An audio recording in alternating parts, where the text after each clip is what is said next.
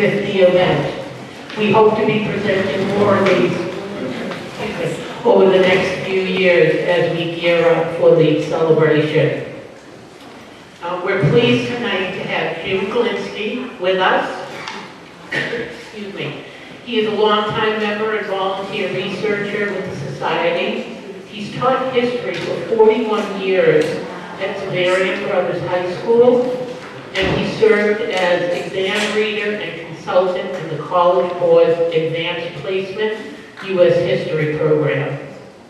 He's authored several books. He wrote an article for the Society on shipbuilding in Scituate, and he served as a speaker and tour guide for the North and South River Watershed Association. And he is a member of the Scituate Historical Commission. So we are thrilled to have him with us here tonight. But we do have a few housekeeping notes before we start. If you've got a cell phone, we do ask that you do silence it, please. There is no smoking within the building or the grounds. The emergency exits are behind you where you came in, and to the left and the right of the stage. The restrooms are to your left through the back. There are 3 of them. We've got a lot coming up in the next few months. Most of you know we have our full moon tours. On the full moon of every month, we take people up to the top of Blossom Tower, and you can watch the sunset and then hopefully the beautiful moonrise. The members of the South Shore Astronomical Society are on hand with us. They have telescopes, so you can view the night sky and ask any questions. You can find that on our Facebook page and our website. We've also got our tower concerts, which come up on selected holidays. Our chimer, Lene Badger, will play the chimes with all sorts of selections pertaining to the holiday. We've got next weekend on May 4th, some of you may have seen the advertising for Get to Greenbush. The Mossing Museum on Driftway will be open from 12 to 3. We're usually not open on Saturdays, but we will be open from 12 to 3 with free admission. So please come on down, visit the museum if you've never had a chance to. On May 19th will be our first open house event. Our historical sites will be open to the public. There is a minimal fee to visit them unless you are a member. So you might want to go over to that table afterwards and pick up a membership application, or go online to ScituateHistoricalSociety.org. You can find out all of this information. You can become a member, and you can be in the know with all the exciting things that we're doing here with the Society. June 6th, John Hansen will be with us with his program, Reading the Gravestones of New England. On July 14th, there will be another one of our open houses, and we will have the Rusty Skipper Band for a concert up at the band house. So we've got a lot going on, plus a few surprises coming down the pipe, which we hope to be announcing in the next week or so. So, at this time, I would like to welcome Jim Glinski.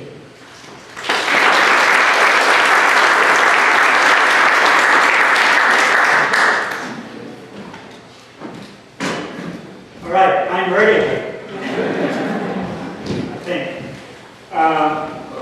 Just a little heads up of what I'm planning to do tonight. You're going to get a little mini U.S. history high school lesson for like the first 5 or 10 minutes. Some of you haven't been in a U.S. history high school class since 50 or 60 years perhaps. And then we're just going to talk about some people important to Scituate during the American Revolution. I'm not going to talk about all 543 soldiers and sailors who served. We'll be here for a few weeks. But I am going to highlight about 4 or 5 people that I picked out as being important contributors to the war effort from Scituate.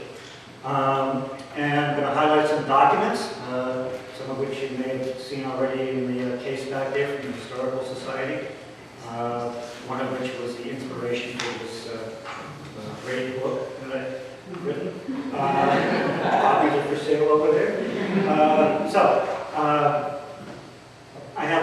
top, and I'm only going to speak for 45 minutes to an hour, no longer. I'm not sure I'm going to get to the last section of the talk, which is about the effects of the war, but that's another reason to buy the book, if I don't get that far. So, let's get going here. So, here's your lesson. I'm going to take Mr. Peabody's Wayback Machine, Sherman, to the year 1763 in British North America, and start with the impact of what was called the 7 Years' War, every place except the American colonies, what was known as the French and Indian War. And just very quickly here, that was a war that really made Britain an empire. They defeated the French basically in every place around the world. It was truly a world war. In India and in Europe, where they basically paid Frederick the Great to beat everybody else, while they were concentrated on India and the Caribbean and North America. In North America, they essentially kicked the French out, and this map is shows where the original colonies were and what the French gave up to the British and traded to Spain, on European balance of power politics there. So the original colonies, and then the area which was the Indian Reserve, much of the chagrin of the American colonists, who said once the French were gone, then we could go with the Appalachian Mountain and settle. The British didn't want them to go, and actually prohibited American colonists from going into Indian territory. They didn't want to have another war on their hands immediately after this. Spent a lot of money fighting a war, and so they had a huge debt, and they were looking for ways to pay it. And one place that they were looking to raise some funds was in the American colonies. And the way they paid off the debt in those days, you don't do that in wars, to raise taxes. In literature that you see on this period, either letters, newspaper articles, documents in towns, records, etc., you see the terms liberty and property and life and tyranny. They're all over the place. The colonists knew what these terms meant, even if they couldn't read it. They knew what they meant because they were important to them. And so I'm just going to spend a second to explain what these meant to them. Liberty was simply freedom from oppression. And a lot of people came here to settle just for that particular reason, often religious. They wanted to maintain their rights as citizens of the British Empire. So, what's a danger to liberty? Laws passed by a distant parliament in which they have no direct representation.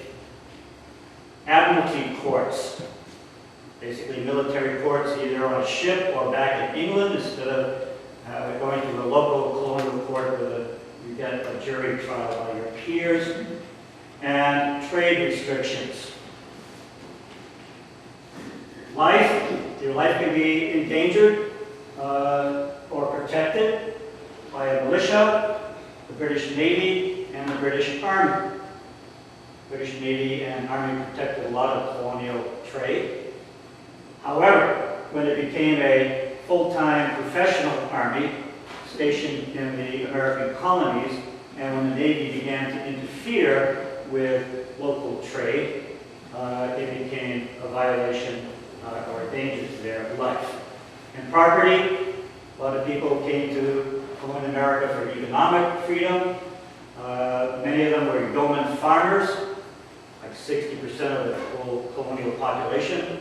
The yeoman farmer was basically a self-sufficient farmer, raised enough food for his family. Maybe have a little bit left over, occasionally sell for a little cash, or maybe they have skill as an artisan. They could sell their goods also to have a little bit more cash. Most of the colonists in America were yeoman farmers.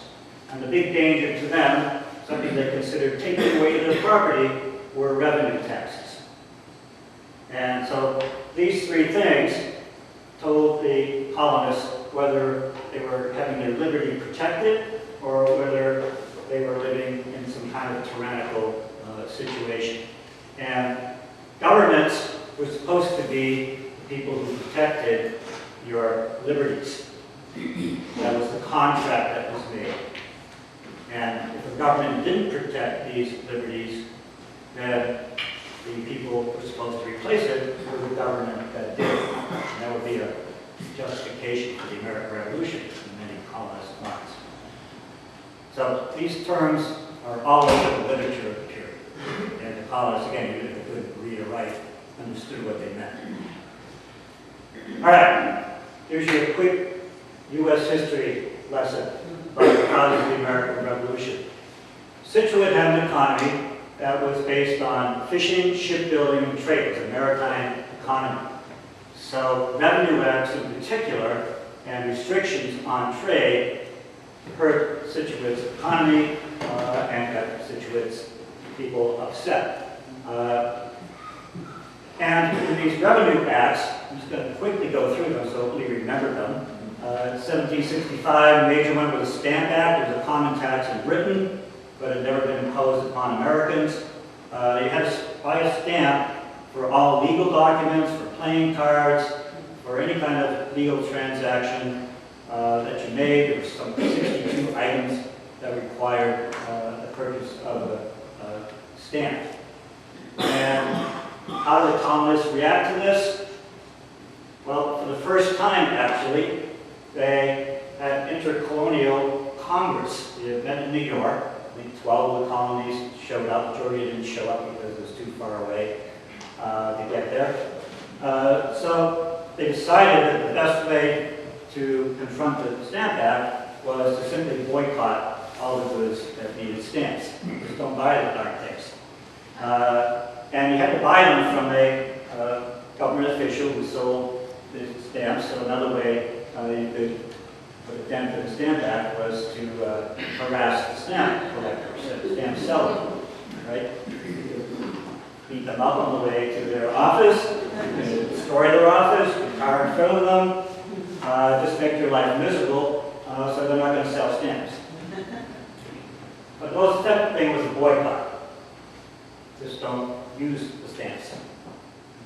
And that would be a continuing method the colonists would use initially. They don't want to break away from Britain. They're not talking about independence here. They're talking about just protecting their rights as citizens of the British Empire. All right, so the merchants in England didn't like the Stamp Act either, because they were taking the financial hit. People boycotted British goods. So between the pressure from the colonists and British merchants, Parliament repealed the Stamp Act in 1766. And one enterprising manufacturer of clay pots, teapots, decided to take advantage of that. The Stamp Act is repealed. It's a very inexpensive clay pot, sold in England, sold in the colonies. It also shows us the importance of tea in America. Everybody drank tea, along with hard cider. So, that's repealed. But at the same time, Parliament said, we're not repealing this because we don't think we have the right to tax you, just the opposite. So don't get the mistaken impression that we can't legislate and pass other taxes, which they then did in 1767, Townsend Acts. Essentially on manufactured goods that really weren't commonly made in the colonies were prohibited. Paint, lead, tea, glass, paper would now be taxed when they're sold in the colonies. And to make sure that this was enforced, they sent over 4,000 troops. Standing army, danger to your liberty and your life, potentially, right? A little bit of tension with the standing army. A lot of them were in Boston. They were actually housed in Boston. Every day people saw the British troops. They were constantly harassed by the local population, often spurred on by people like Stan Adams. And women and children would even harangue the troops as they walked down the street, throw snowballs at them, or snowballs and rocks at them. Life was not very pleasant for these troops, and the tensions in the end blew up in the 1770 with the Boston Massacre. It really wasn't a massacre. It was just a confrontation that got a little bit out of control. And here's Paul Revere's famous engraving, which you can find at the State Archives, actually. And it's really an attempt, it's a piece of propaganda. It's an attempt to make the British look like they were oppressors, shooting the innocent protesters, one of whom was Crispus Attucks, the first African-American to die in the American Revolution. We could spend all kinds of time, we could spend the rest of the night analyzing this, but we're not going to. But great piece of propaganda. Both of these items are at the State Archives in Columbia Point. You can see them. Interesting thing about the plate for the Boston Massacre is that on the back of it, since metal was expensive, these plates were expensive, and Paul Revere was a printer, wanted to make some money, along with being a silversmith. On the back of it is the engraving for the colonial currency, which he had a contract for. So he was playing both sides of the road there. All right. I remember in December, a lot of publicity about celebrating the 250th anniversary of the Boston Tea Party. And we're going to be celebrating Scituate, a whole bunch of, hopefully, events that happened along through the Revolution, which goes until 1783. So we're going to, the next 8 years, we're planning to celebrate.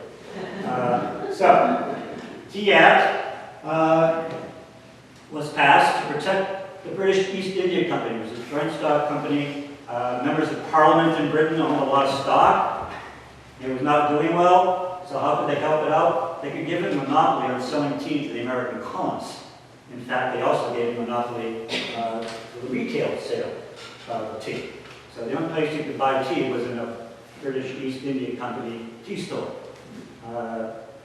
And the colonists didn't like that. The Sons of Liberty, organized by Sam Adams and others, James Otis,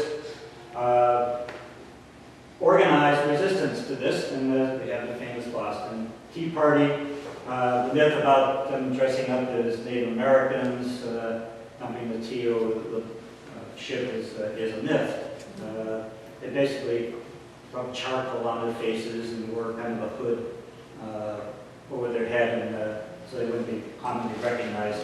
They did not dress up as Indians. Another interesting factoid is Boston Harbor was pretty shallow in those days, and it was particularly low tide. So the Boston Tea Party ships were basically stuck in the mud.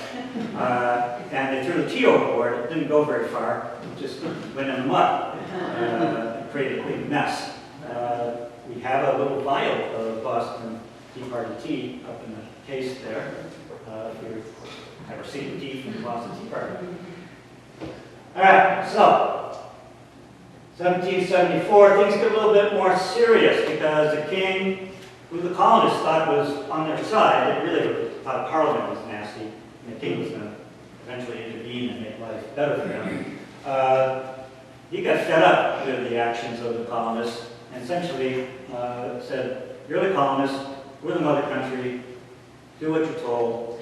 And so I'm a line in the sand here at this point with the series of acts called, by the British, coercive acts, and America, the intolerable acts. Suspended the government of Massachusetts, closed Fort Boston, town meetings could only be held once a year, and they sent over more troops. So again, violating life, liberty, and property here. Barbara Tuchman called this in praise of folly. This was the biggest mistake the British made at this period of time. Especially sending over more troops. Colonial response here, essentially the government of Massachusetts shut down, just created their own government, an alternative government to the British government. And they held provincial councils, they moved the location. First one in Concord, another one in Salem, there was one nearby in Plymouth. And First Continental Congress was the national reaction, or intercolonial reaction. They met and decided, and it was a critical decision, that they would support colonists in Massachusetts in the resistance, because the revolution would have been over if they didn't do that. Massachusetts would have been there by itself, with getting no support from the rest of the colonists, but just the opposite happened. So, what did this First Continental Congress do? They formed what they called an association, which was essentially the way that they were going to enforce a boycott of British goods until they freed Massachusetts from the restrictions in the coercive acts. So, another boycott. This one was strictly enforced. There were people in towns, including Scituate, who were tasked with identifying people who violated the association boycott. I'll talk about them in a second.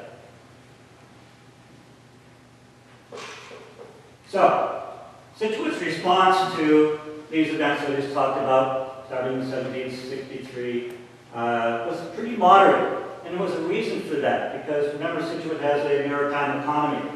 And they're really afraid, they didn't want to upset the British Navy in particular to start harassing them with their coastal trade and their fishing. So they kind of played it a little bit laid back until the Intolerable Acts were passed. And once they made that decision, they were all in. They were ready to go. And one person who's going to be important through this whole period in Scituate is not a soldier. It's a gentleman called Nathan Cushing. And local historian Barbara Murphy called him the most important person in Scituate during the American Revolution, as far as the actions of the town. And it took them through the Revolution. So, I'm going to read you just a little excerpt. He wasn't responsible for coming up with a resolution. I think it was Captain William Clapp who, at town meeting in March, essentially brought up the question at town meeting, what are we going to do about this? The things that the British are doing to us, we need to do something. And they signed Nathan Cushing the task of coming up with a resolution for the next meeting, which was going to be in May. So, if you have your books, you can follow along. Page 16. But if you don't, let's quickly read this. So, he reports back to the town meeting in May 74, and his resolution is that we cordially join in sentiment with most of our brethren in this and other colonies, that those acts of the British Parliament which have a tendency to control our internal commerce and manufactures, and more especially to extort our moneys, are not only disconsonant with good and lawful government, but subversive of those rights and liberties which our fathers have handed down to us. And then Nathan was appointed to be Scituate's representative on the Plymouth County Council, again, this alternative government to the British government at the time. And that council came up with a manifesto for the people of Plymouth County to arm themselves and to become accustomed to military discipline, i.e. get your militias back in action again. There's been militias in colonial history almost from the get-go to protect your towns from Native Americans, first of all, but now protecting them from British oppression.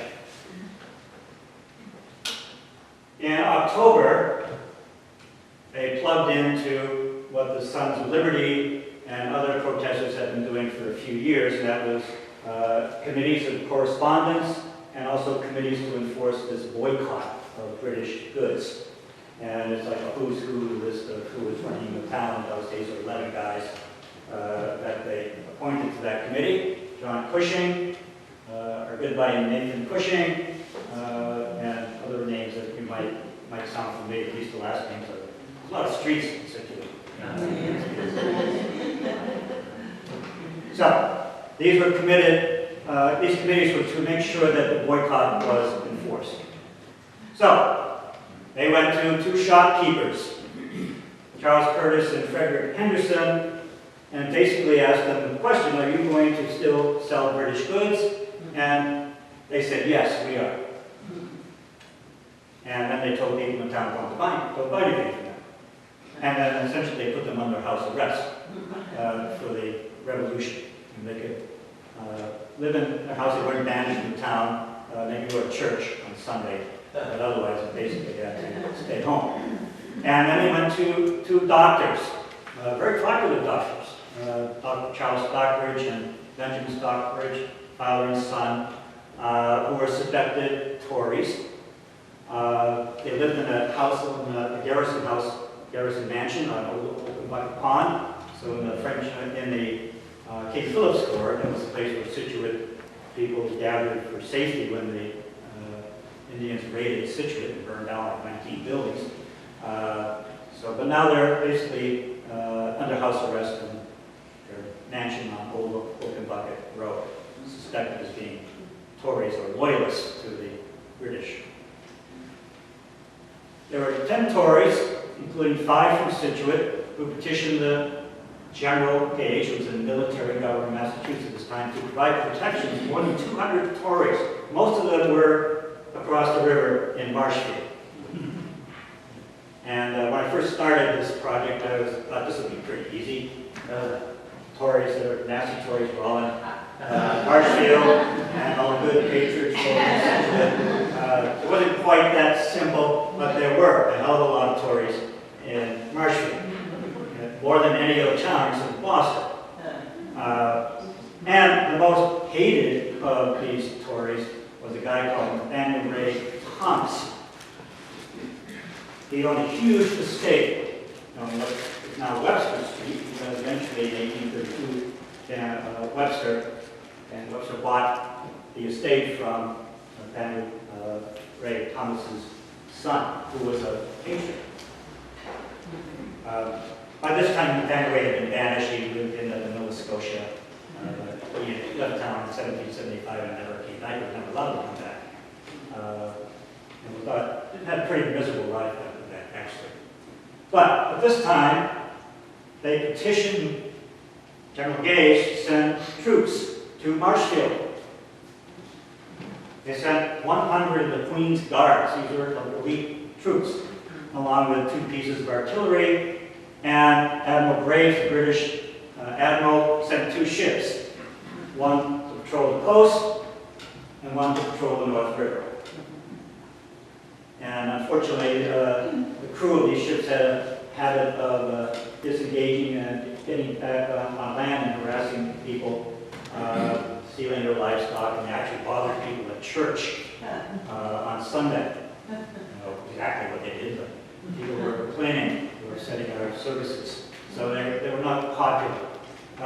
But just to show you how large the estate of Nathaniel Ray Thomas was, he housed these people. They lived on his estate.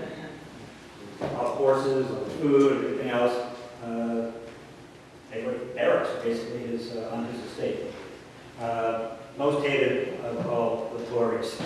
And probably the best example of this, it was the most notorious act to express hatred for Nathaniel Ray Thomas. An unfortunate farmer called Jesse Dunbar bought an oxen from Nathaniel Ray Thomas. And he brought it back to Kingston, where he was from, and they went over to Plymouth to get the oxen butchered, and he was going to sell the meat. But the Sons of Liberty in Plymouth were really gung-ho, found out about this, and they met Jesse at the butcher's, and they skinned the oxen themselves, and then they stuffed Jesse inside the belly of the oxen. They put both of them on a cart and proceeded to go from Plymouth to Kingston, where they charged Jesse a toll to go from town to town. And he went from Kingston to Duxbury. Had to pay his toll. Duxbury, they let him out of the belly of the oxen, but they beat him up. Apparently with the entails of the oxen. And they put him back inside, and they brought him to Marshfield and dumped him at the door of Nathaniel Ray Thomas's estate. So, a little bit of animosity between Sons of Liberty in Plymouth and Duxbury, Kingston, and Nathaniel Ray Thomas. All right. March 1775, after town meeting apparently, we know from Israel Litchfield's diary, which I'll show you a copy of in a minute, that Nathaniel Cushing gave an hour-long speech, about the same time I'm going to be speaking tonight, and which he spoke so closely it made the Tories nearly tremble. said, but must have been impressive. And again, he was the man on whom the town relied on most to guide it through the Revolution. And to top things off, in 1775, the British decided to put restrictions on colonial American cod fishing, which was a huge part of Scituate's economy, especially selling salted cod to the Caribbean islands to feed slaves. The English fishermen were complaining about the competition, especially that American colonists were selling salt cod to the French. Can't have that. All right, so Scituate is ready. In 1776, they have a population of 2,655 people. This is a huge metropolis. Marshfield had 1,100 people. And there were 663 males between the ages of 16 and 60. An amazing 543 of them performed some sort of military service as soldiers or sailors during the American Revolution. So Scituate was in. It is phenomenal, because these people were essentially committing treason, armed rebellion against the king and Parliament. Now, some of them only served 3 or 4 days. Some of them served 8 years. But they were all essentially committing treason at the time. So that's 83% if my math is correct. Marshfield had about 66% of their male population, adult male population. The average for all the towns and cities in Massachusetts was only 25%. So, and I've got a name drop here. Litchfield, as usual, top of the list. There are 33 members of the Litchfield family that served in the American Revolution in the military. 19 Turners, 18 Stetsons, 15 Claps, 13 Damons, I think it was like 11 or 12 Merritts. Go down the list. They were there. And somewhere up there is another booklet I put together. It's got all 543 sailors and soldiers who I've identified as serving during the American Revolution here, if you're just curious. It took me a long time to do this, but I needed to do it to be able to write the book. So that's also available back there. Great price. All right. So, the war's going to really start on April 19, 1775. Shot heard around the world. It got canceled last week because of flooding. The British should have hoped that happened about 249 years ago. It's going to be a huge celebration in 2025.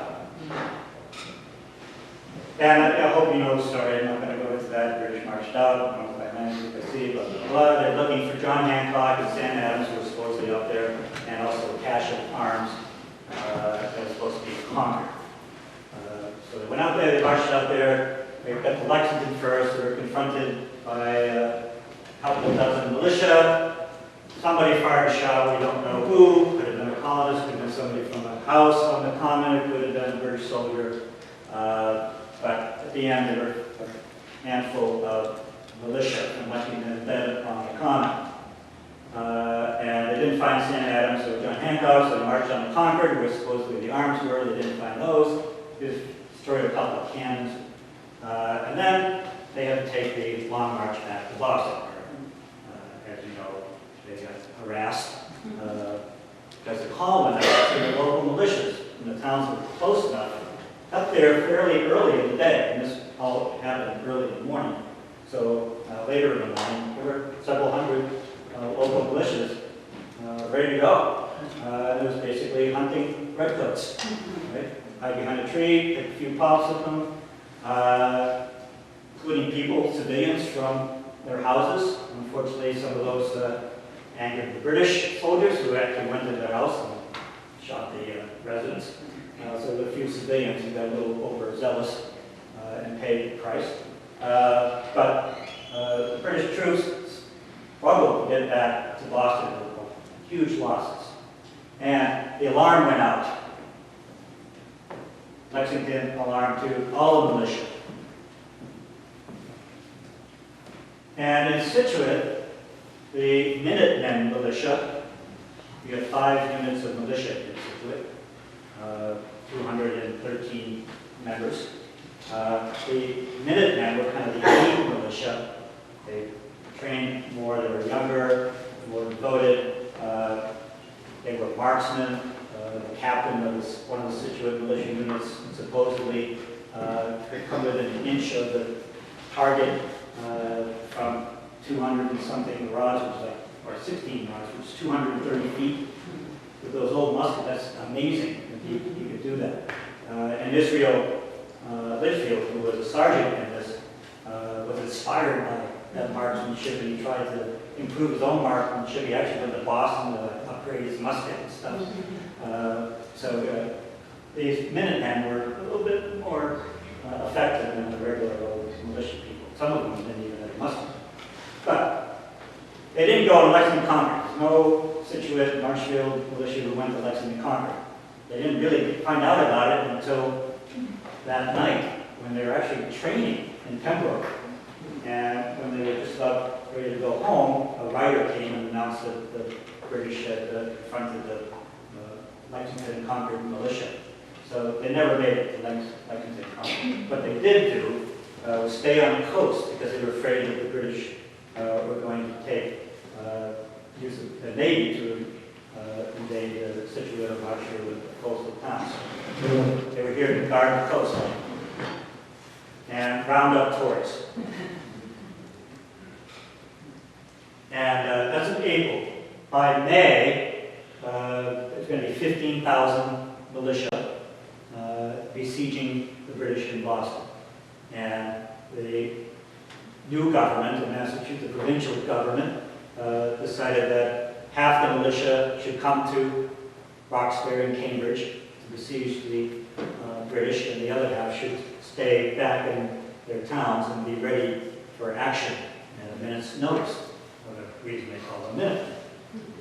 And we do have one of the best primary sources for these early days through Scituate's Israel Litchfield, who kept the diary from November 1774 into the end of 1775, and the most valuable entries are what happened around this time with the Lexington alarm.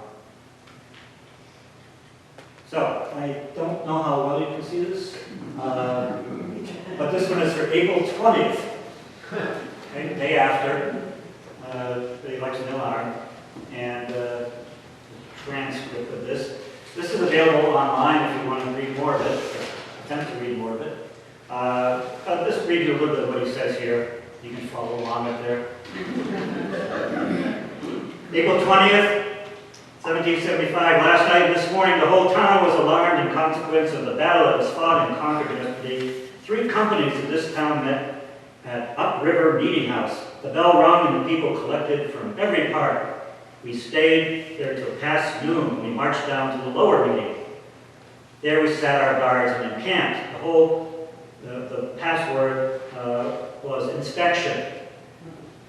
There we went, a grand guard consisting of 40 men to patrol down upon the 3rd cliff under the command of Captain Ensign Otis.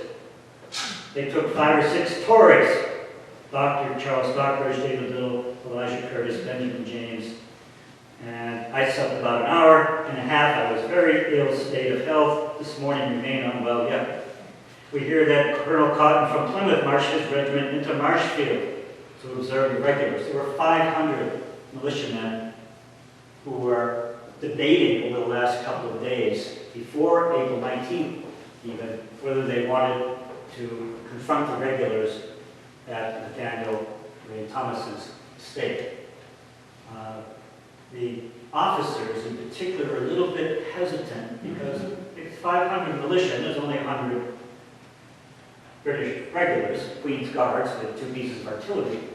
And some of these militia people didn't really have weapons. They had like pitchforks and stuff. So appropriately, the two colonels in charge said, maybe we don't want to quite attack them yet. But it was possible that the first battle of the American Revolution would happen in Marshfield. They waited another day. By that time, the British left. As soon as they heard about like in Concord, they got on a boat to Boston. So there was no confrontation. And Nathaniel Ray Thomas got on his horse and rode to Boston through the marshes, through the England. He actually went to England, got a boat to Boston. So they even brought a casket for him, so they were kind of disappointed that he was gone.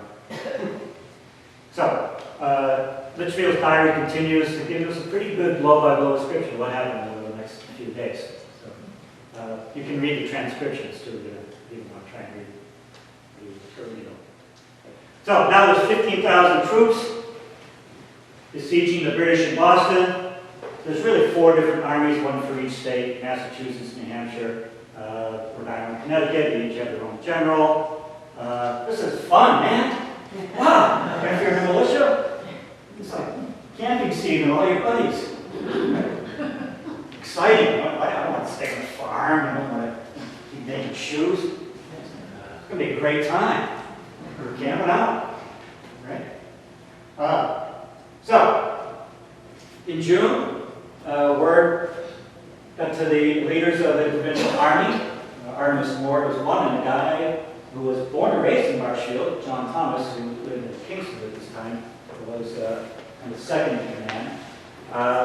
They got word that the British were planning to take the hill in Charleston Heights, Bunker Hill, Reed's Hill. And they did. A 3-hour hand-to-hand combat battle in which the provincial army put up a pretty darn good fight. And heavy casualties for the British. Could not really replace these people again. They got come a long way. So between Lexington and Concord and Bunker Hill, which you could see and hear the battle from Scituate. If you went out to Point or someplace in England, like Turkey Hill, you could see the smoke as the British bird chows down after that. It's probably a good thing. But so you could hear the cannon going off. So between Lexington and Concord and Bunker Hill, the British had lost a quarter of their army and 40% of their officers because a favorite tactic of the colonial militia was to pick off the officers. Eventually, the British gave commands to the troops, "Don't make dressing, it's not going to depend on an officer. You'll be dead." So, however, camping season got a little bit tedious by this time, and there's no discipline. Militias elected their officers in Buddy next door. They came and went when they wanted to. Sanitation was terrible. And so the leaders in Massachusetts recommended to the Congress, a Continental Congress, that they form a national army or colonial army and appoint a single commander-in-chief, which they did, George Washington. So that's the beginning of the Continental Army. Washington shows up in July, and he was told that it was going to be a pretty rough crew he was going to be in command of, but he didn't really understand how rough. And he went to work trying to instill discipline. He blamed it on the junior officers in particular, who weren't the right kind of people. But he arrived in July. In August, Continental Congress decided to fold all the militia who were besieging Boston into the new Continental Army.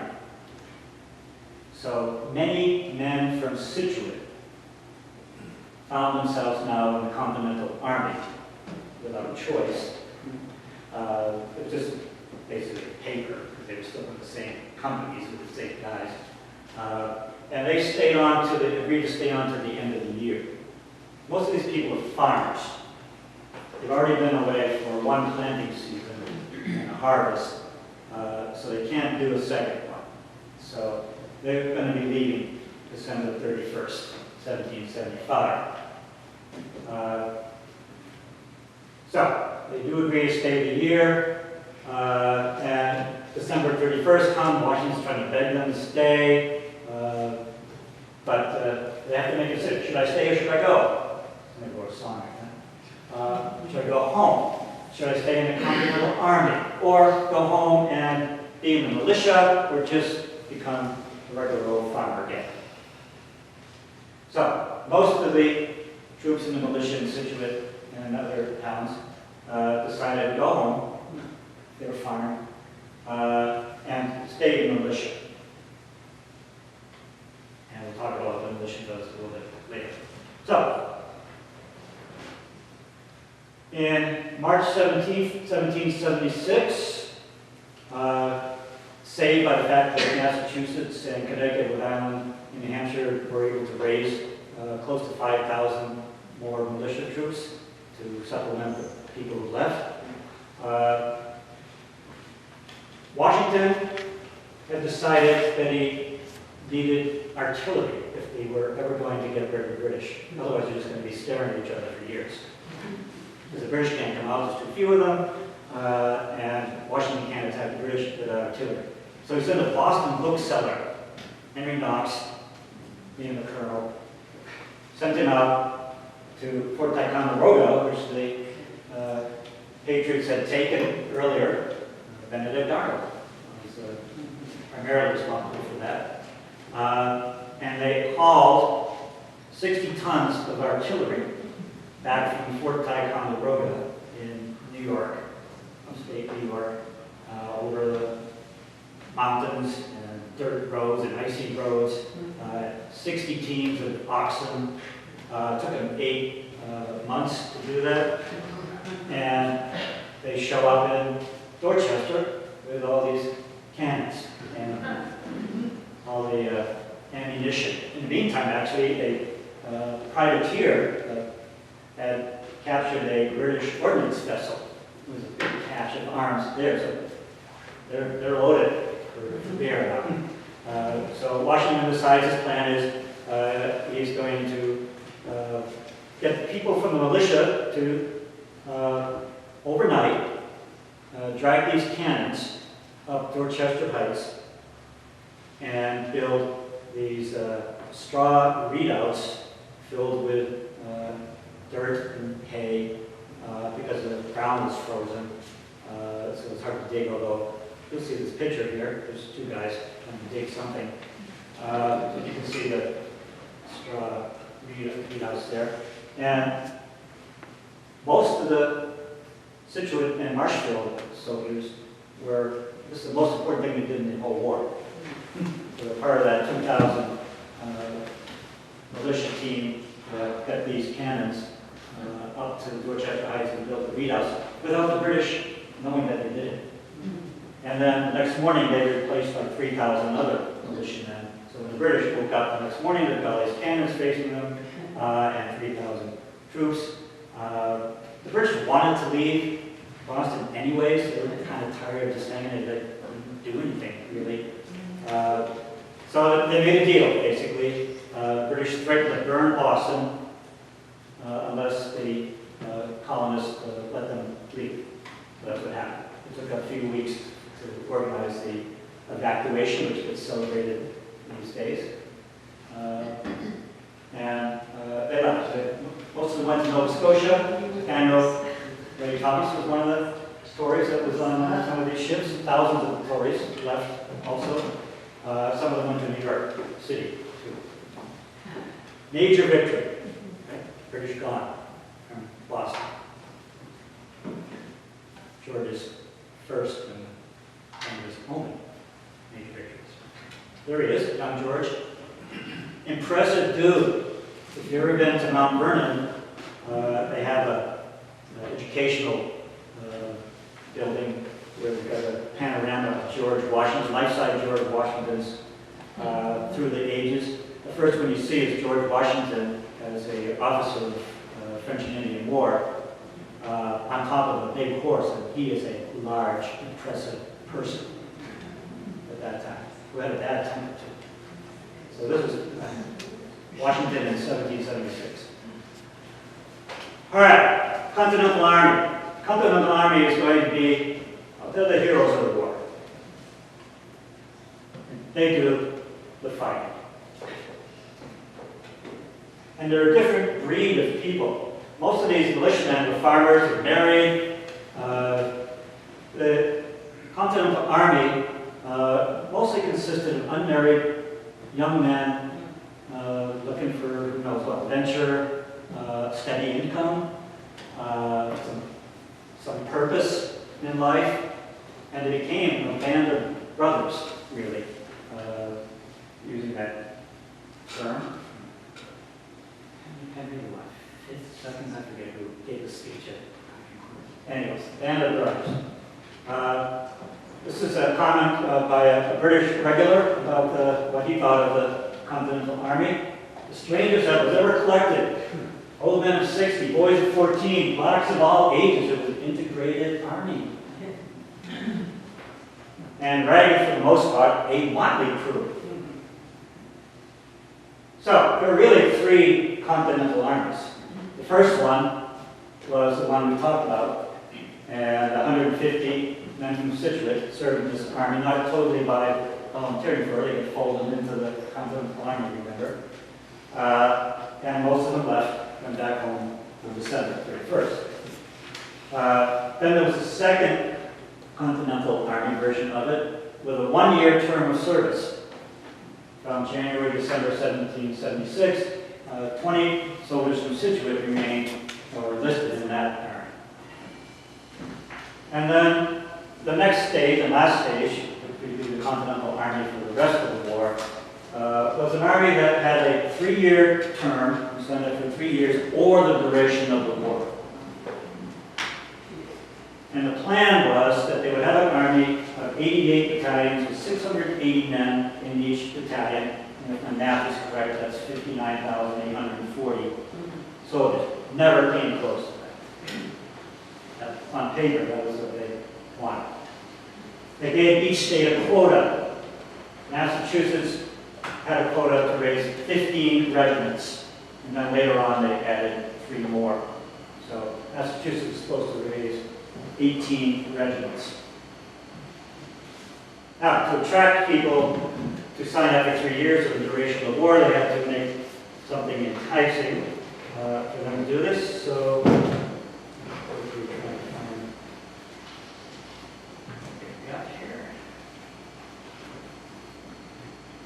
their bounty for signing up was 2 linen hunting shirts, 2 pairs of overalls, a leather or woolen waistcoat with sleeves, 1 pair of breeches, a hat or leather cap, 2 shirts, 2 pair of hose, 2 pairs of shoes, amounting the whole to the value of $20, or that sum to be paid to each soldier so they could procure those items by themselves. In addition, soldiers would receive a land grant of 100 acres. Sounds good? Yeah, if you're going to die, you're married, single, going to get clothes, fed, a sense of adventure.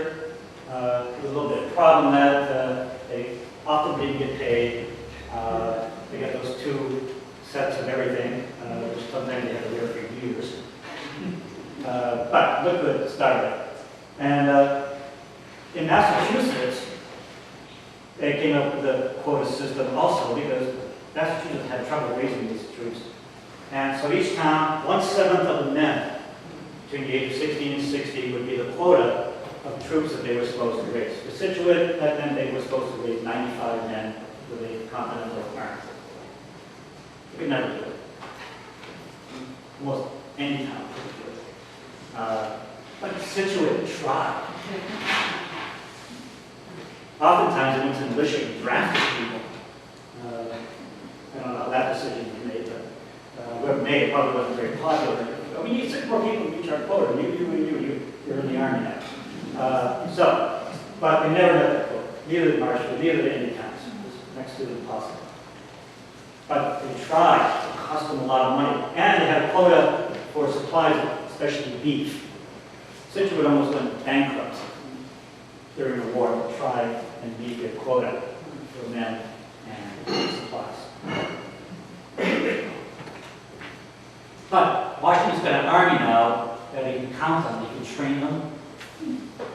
equip them, and he doesn't have to have the troops leave after 6 months and take all the equipment with them back home. So he wants an effective professional army, and this allows him to do that. All right, I'm going to highlight 4 people from Scituate who fought in the war. Again, there's 543, and we're not doing all 4. This document on the left is one of my favorites. It's actually the catalyst for me writing the book. It's a document in the Scituate Historical Society. It's an indenture. It's an indenture contract for an 11-year-old boy to indenture himself to William Cole, a blacksmith in town. And he's got his father's permission. Samuel's his father, Josiah Holbrook, 11 years old, a 10-year indenture, which essentially he becomes the servant of William Cole, blacksmith, whose responsibility is to teach him to be a blacksmith, to provide him with food and clothing, etc., and to make sure that either he teaches him or somebody teaches him how to read and write and do arithmetic. At the end of 10 years, he gets 2 suits of clothes, one for working and one for Sundays. And he can go off and start his own blacksmith operation. It's kind of an interesting deal. Your 11-year-old kids giving them up to somebody else for 10 years to learn a craft, but it's an interesting contract. And it is a contract. Apparently it's done frequently because it was like a form. You just fill in things. So, Josiah Holbrook had to behave himself, he couldn't fornicate, he couldn't get married, he had to go to church, the whole bit. He didn't have much freedom, it sounds like. I don't really know what the relationship was between them, but Josiah would not serve out his 10 years because in 1775 he joined the Scituate militia. He was a Minuteman, Stockbridge's company. And we'll talk more about that in a second. So the other document here is kind of interesting. Also, another bounty that troops were used to enlist was called a bounty coat. These bounty coats, the government, the provincial government, ordered 13,000 of them. They have to be handmade by the women in the towns. And the Scituate women produced 125. But there's no way we're going to provide 13,000 bounty coats. So they also allowed these soldiers to get the cash equivalent of what the bounty coat would cost. But they were getting a little impatient. They hadn't delivered the goods here. So this is a letter of protest really signed by all the members in Captain Stockbridge's company from Scituate. Who's from Scituate. And the interesting thing is, there's Josiah Holbrook. He can write his name. If you look at the indenture document, all he can do is make an X. So William Cole actually fulfilled one part of the deal. He can learn how to write anyways, unless somebody forged the signature. All right, interesting documents. So, Josiah Holbrook, kind of a poster boy for the new Continental Army. So, apprentice blacksmith, joins the Minutemen. He re-enlists for the siege of Boston. And he's there for the Dorchester Heights, one of the guys who dragged Canada Heights and built the redoubt. He hangs around in Boston, and by this time we're at the 3rd stage of the Continental Army, so he enlists in a new regiment in the Continental Army. And in October, his regiment is sent to Washington's army outside of Philadelphia. The British had taken Philadelphia by this time, and Washington was trying to keep them in Philadelphia at times so they wouldn't go out to the countryside. It's just getting towards the winter. It's October this time.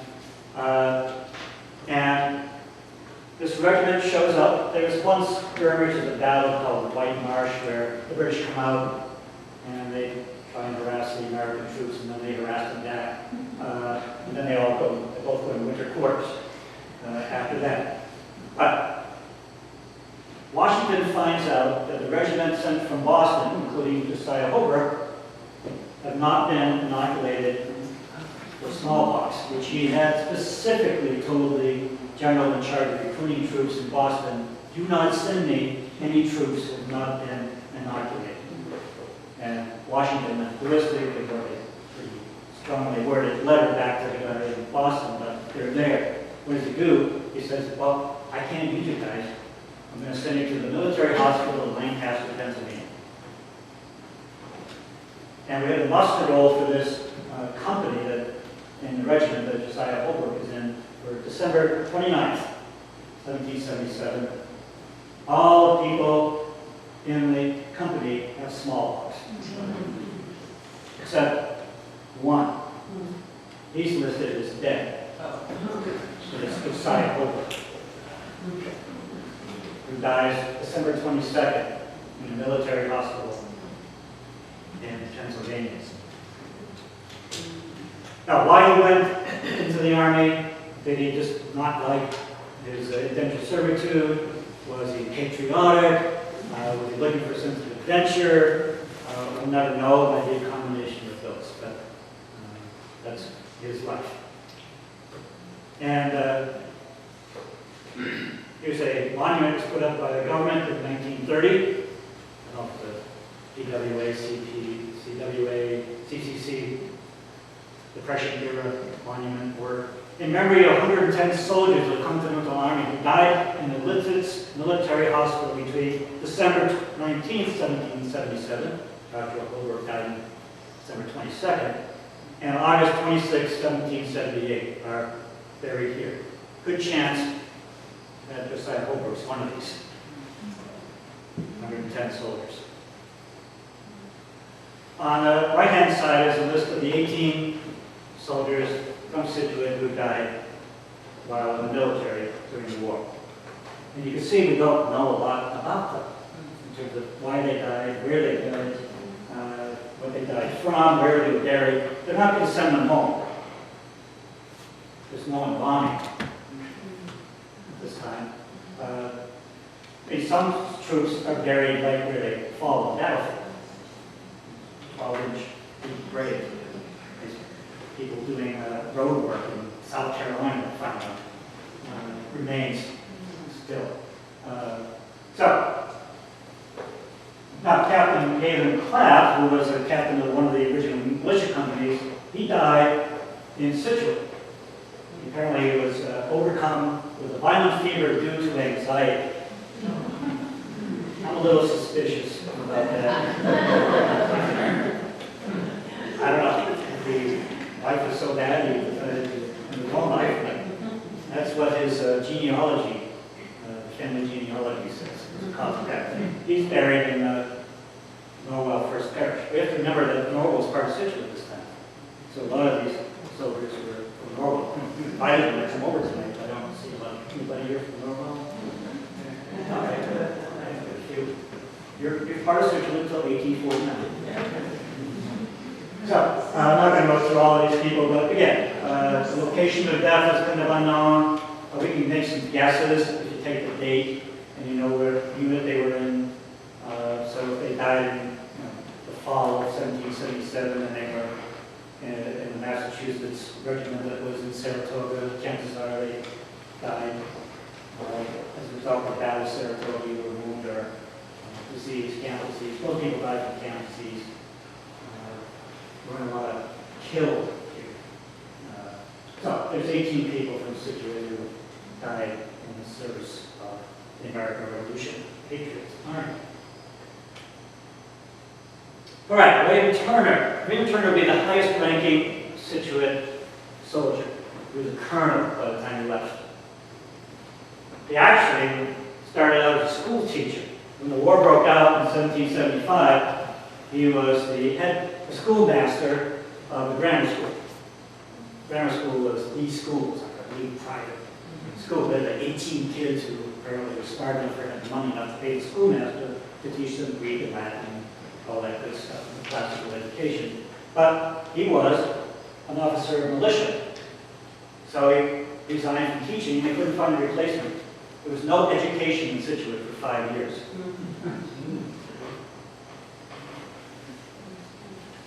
Mostly because they couldn't afford it, couldn't afford the schools.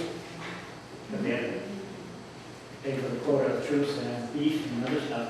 They just didn't have any money. So from 1775 to 1780, no school. Scituate.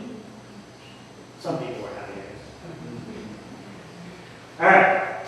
He was president of the siege of Boston and Dorchester Heights, and Washington liked his activities, so he basically appointed him to be his aide-de-camp. Big job. So he's an insider now in George Washington's leadership group. He had a lot of military experience, so he wasn't pushing paper here. He probably had some say in what happened, and certainly was appointed to carry out make sure the orders were carried out. He apparently was so popular that the other generals in the army wanted him to be there. They camp, so General Lee, General Greene, General Lincoln, guy from Hingham, Benjamin Lincoln, all had William Turner as an aide-de-camp at some point in time. And as a result, he served just about every major battle in the war. 1781, that's after Yorktown, he was at Yorktown. He returned back home as a rank of colonel and got involved in town government. So highest ranking soldier from Scituate during the war, wage service. Now, Joseph Minor, interesting story, and notice the entry here. This is an entry from a major source. Information about soldiers and sailors during the war from Massachusetts. Somebody with a lot of time on their hands in the 1890s put together a 17-volume collection, 1,000 pages each volume, of all the soldiers and sailors who served from Massachusetts in the American Revolution. And they could find. It's a gold mine. Fortunately now it's online. You can download it from the state archives. So this is what an entry looks like. And you have to clean these up because when they if you copy and paste them, the letters are all screwed up and some stuff, so you've got to clean them up quite a bit. But Joseph Final, you can just go through this. You can see he was a militiaman. He was in the original 5 militias. He was in what was called the Royal Americans at the time of Scituate, organized by Captain Ensign Otis. So they answered the alarm, probably, on Lexington, April 19. And he served in the siege of Boston. You can see he went to Rhode Island.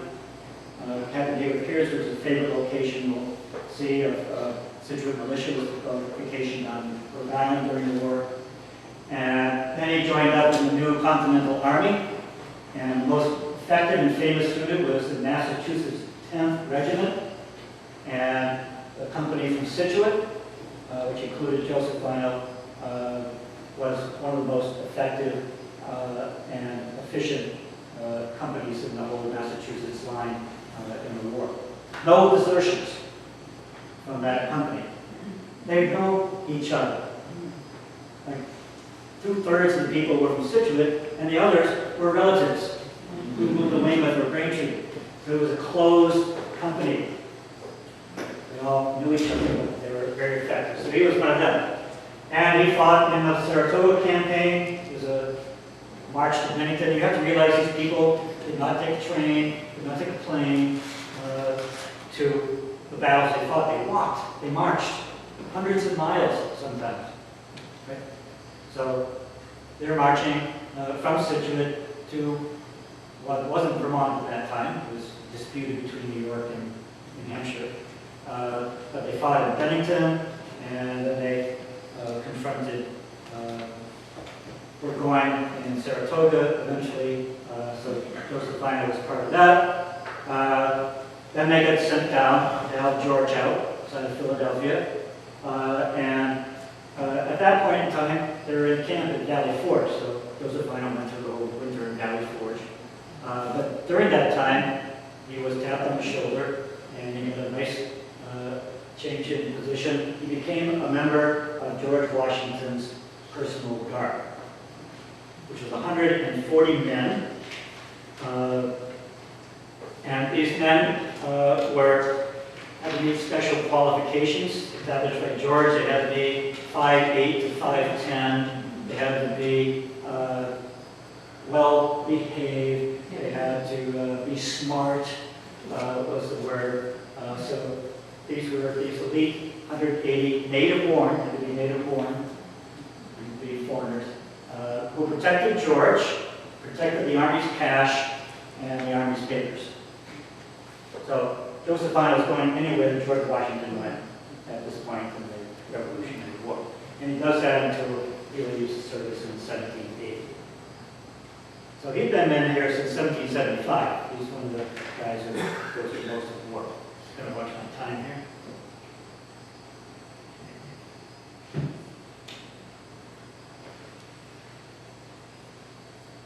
Captain Nathaniel Winslow, he's probably got one of the longest entries, if not the longest entry in the Massachusetts Sailors and Soldiers book. I found 65 sources related to his military service. It's like a poster boy of what an officer did during the war, which is not just lead troops. They had to raise the troops, they had to make sure they had supplies, they had to discipline them, they did kind of everything.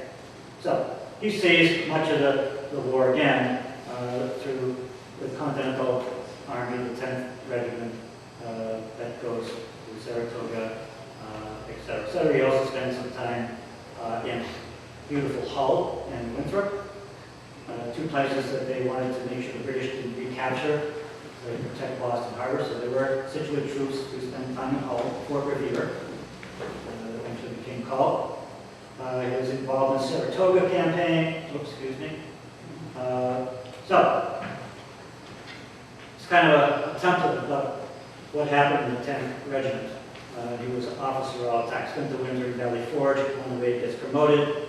And what happens to that 10th Massachusetts Regiment after the victory in Monmouth is they get sent to upstate New York in the highlands of the Hudson River for the rest of the war.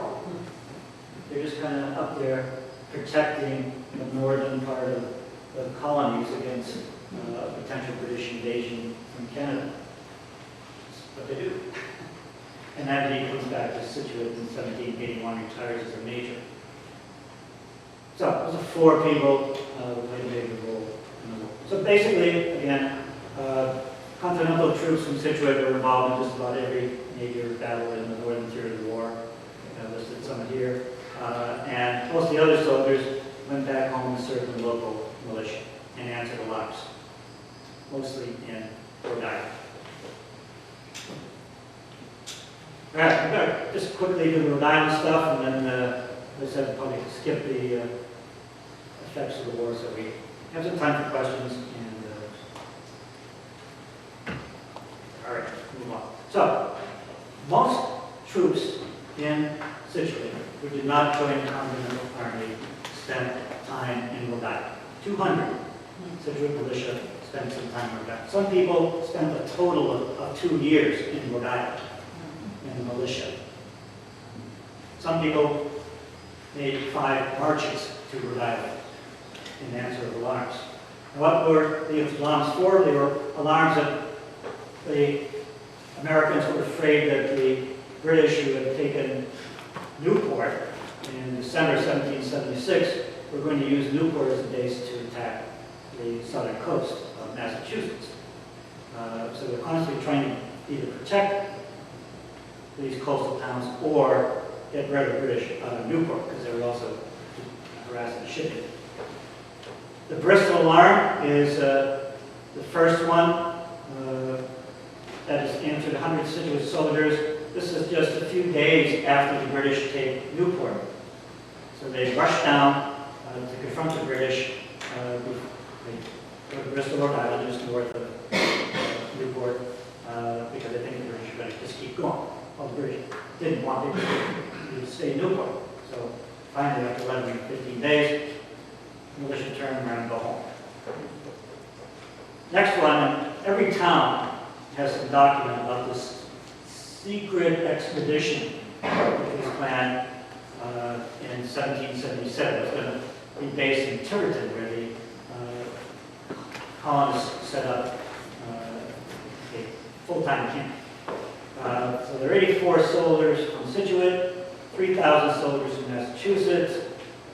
Marshfield had their own list of people who went on this secret expedition, and it was a fiasco. It was a disaster. 2,000 troops showed up on October 1st, we were told to go, and there was nobody there. No camp, nothing.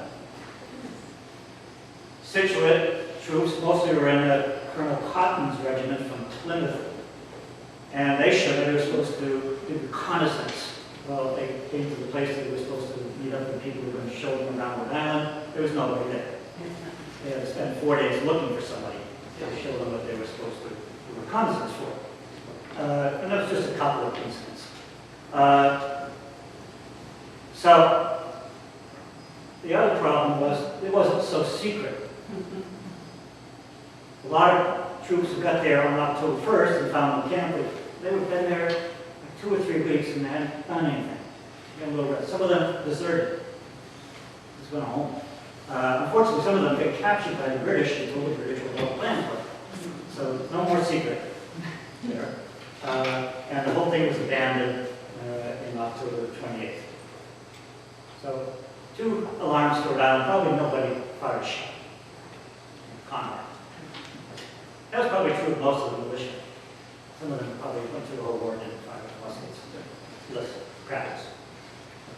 And then lastly, Battle of Rhode Island, August 1778. It was supposed to be a big deal. Combined effort with our new ally, the French, who were going to coordinate the effort with the Navy, and a combination of colonial militia and continental troops.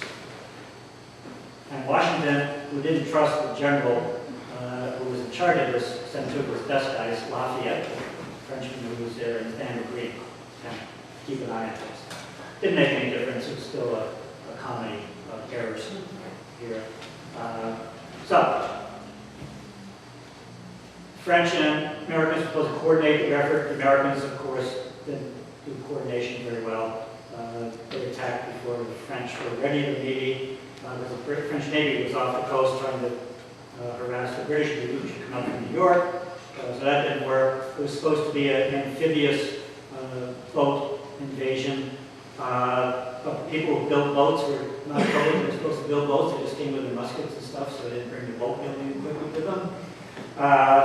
And then once they got the boats going, hurricane. And the French fleet and the British fleet had to go and the port for repairs. The British went to New York. For some reason, the French went to Delaware. And then decided they didn't have the facilities to repair their ships, so they decided to go back to Boston. On the way, they stopped enough from Rhode Island and told the Americans that they were going to Boston and go back to Rhode Island, and then the militia just deserted the droves. So we didn't get Rhode Island back until the British decided to leave on Rome in 1779. One last document, and then I'll stop. So it's a list of a company that fought in Bristol. And again, it's kind of a who's who of Scituate people there. They get paid for the number of days they served and for the mileage. Their expense account. And a little math here, I'm trying to compare what a soldier would have made on his regular occupation, whether a farmer or an artisan. So at the time, farmers earned about 30 pounds a year, and artisans earned about 40 to 50 pounds. So if you look at this and their pay for this and their reimbursement for mileage, people were farmers going to earn a little bit less in the time that they were soldiers, and artisans significantly less. It might have been a little bit of an extra income anyways, because this was December. So there wasn't a whole lot of farming going on, so this might have been actually a supplemental income for some of these people. But at least they got paid, which was kind of unusual. It took them a while, because they got paid in March. was Ward C. And the only thing I'll say about this was that surprisingly few men from Scituate and Marshfield participated in this. Actually, the two big heroes from around here in the Naval War were from Marshfield. Little brothers, George and his brother Luther. Luther left a memoir behind, which was kind of interesting because he talked about one incident where he was manning a 12-pound gun on a ship when they were attacking a British ship. And the guy next to him manning the other cannon, one of the other cannons, had his head blown off and spilled all his guts and brains on George's cannon, or Luther's cannon, so he was all upset. And then Luther got hit, basically lost his jaw, part of his ear, all his upper teeth. So it was dangerous business here. But the most effective people in the Naval War were privateers. Merchants and seamen, merchants and fishermen got permission from the government, got a letter mark to turn their ship into a naval vessel, and attack British ship. And you can see the stats here. This was the most effective offensive military force in the whole revolution for Americans. And just one last thing to keep saying. Here's an example of a privateer capturing a British supply ship. And what they got.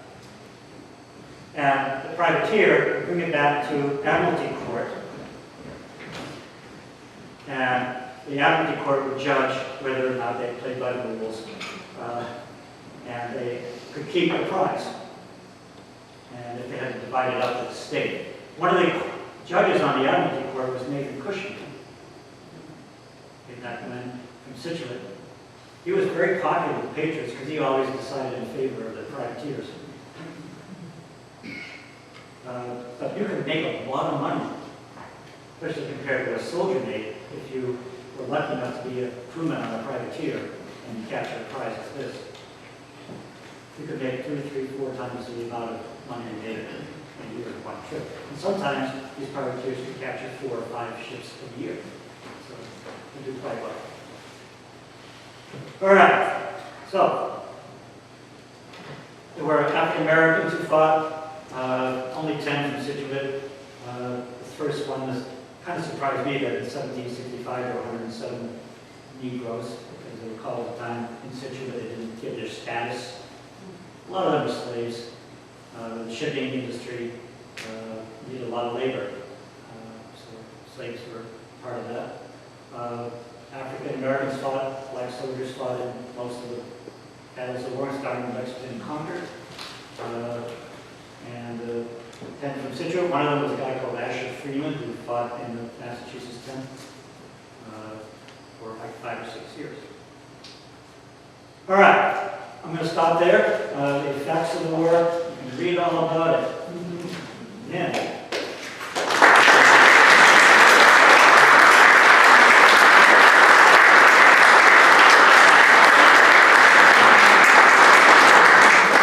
Interesting cover, by the way. This is a watercolor by a French soldier at the Battle of Yorktown.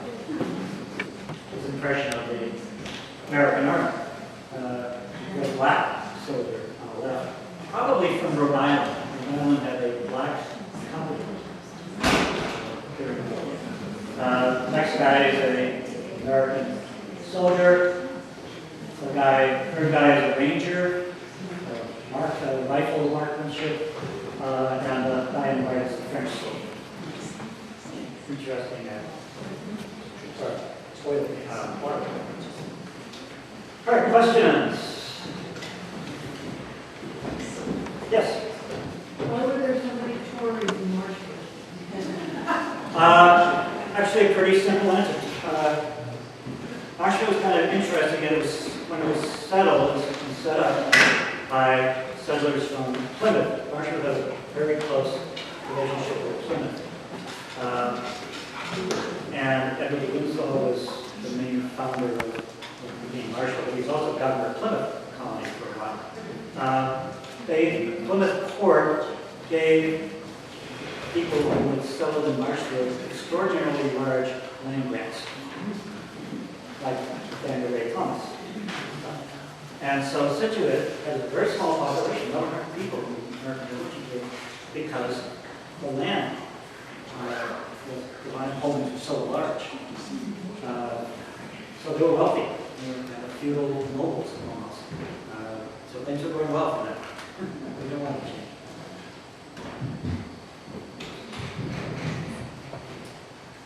Anything else? Yeah. She said I was wondering about the Tory hunting that was going on. Yeah. Was there any evidence of, I think it was something going on in Salem at the time, if it was a century before, personal scores being settled, or was it all just in the name of liberty? Any evidence of that? I did come across a lot of personal scores, and because a lot of these people had families in Marshville that intermarried quite a bit, so and you had a lot of split families. Like even Nathaniel Ray Thomas's son was a patient. So I did find that, and there were 75 Tories identified eventually who didn't retract their loyalty to the British. And Massachusetts passed a Banishment Act in 1778 that created a list of people who could not stay in state. They had to leave. They were banished. And their property was confiscated. And a widow or wife that stayed behind got a third of the estate. The other 2/3 was auctioned up. It was almost as if these people committed suicide. They didn't exist anymore. And a lot of them did not still.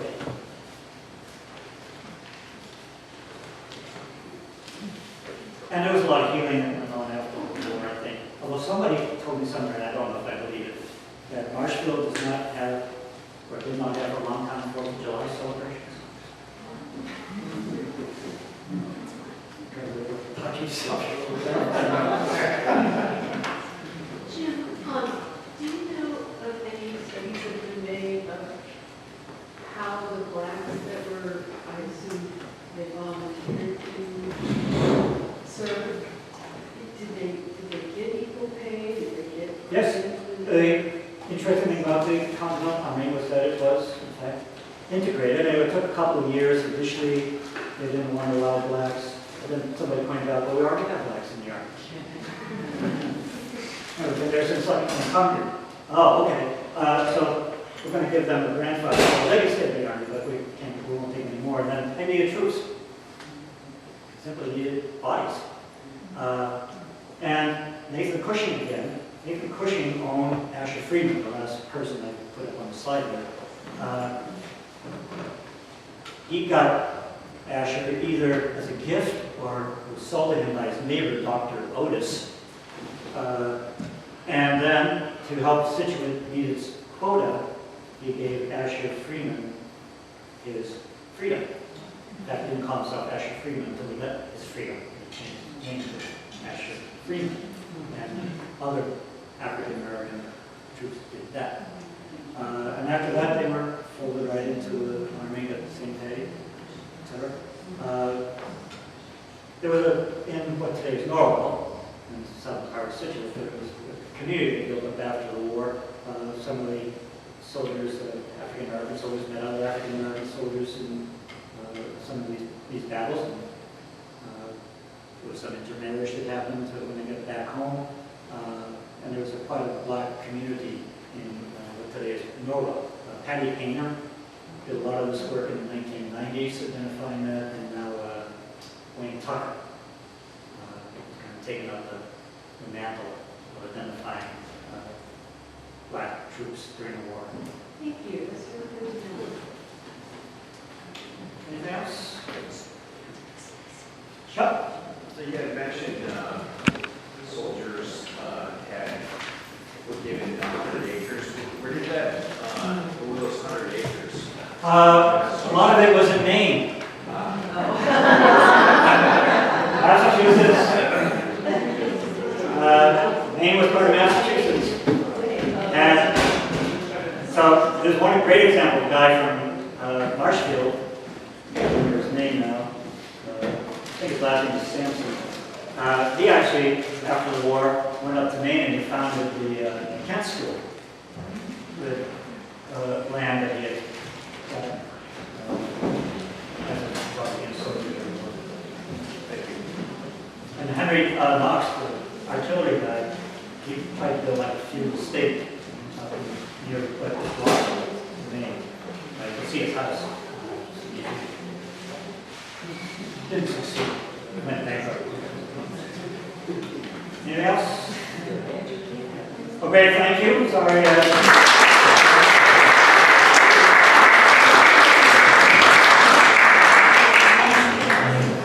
And we got more celebrating.